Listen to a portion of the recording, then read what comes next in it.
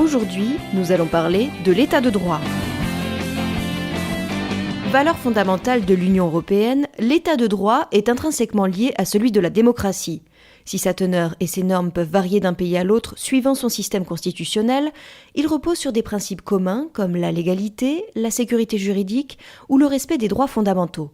En cas de menace grave envers l'état de droit au sein d'une des 28 nations membres de l'UE, c'est à la Commission européenne de faire respecter ses engagements. Pour y parvenir, elle a adopté en mars 2014 un cadre juridique que nous détaille Alexander Winterstein, porte-parole de la Commission européenne. Ce cadre prévoit un outil qui permet à la Commission d'entamer un dialogue avec les États membres concernés afin d'empêcher toute escalade dans les menaces systémiques envers l'état de droit.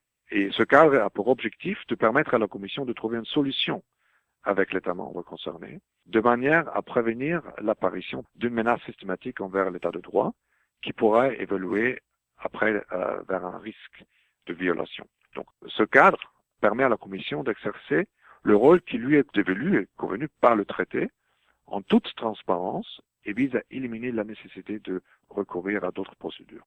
Avant l'existence de ce cadre, c'est en exerçant une pression politique ou en engageant des procédures d'infraction que la Commission intervenait auprès des pays transgressifs. C'est avec la Pologne que ce nouveau dispositif vient d'être expérimenté, mais pourquoi la Commission a-t-elle eu recours à ce procédé ? Alors, le différend politique et juridique concernant la composition du tribunal constitutionnel et les modifications apportées à la loi concernant la radio et la télévision publique suscitent des inquiétudes.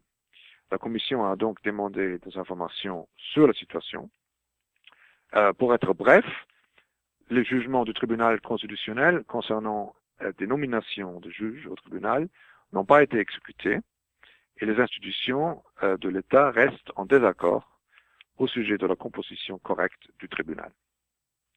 Donc c'est ça la situation dans laquelle nous nous trouvons. C'était ça la raison pour laquelle nous avons demandé des explications et des informations. La Commission est actuellement dans un processus de dialogue avec les autorités polonaises. Des rencontres et des pourparlers sont en cours pour apaiser la situation et prendre acte des résultats. Le but, ouvrir le dialogue et trouver des solutions. Une question sur l'Europe ? Ayez le réflexe Europe Direct. europedirectfrance.eu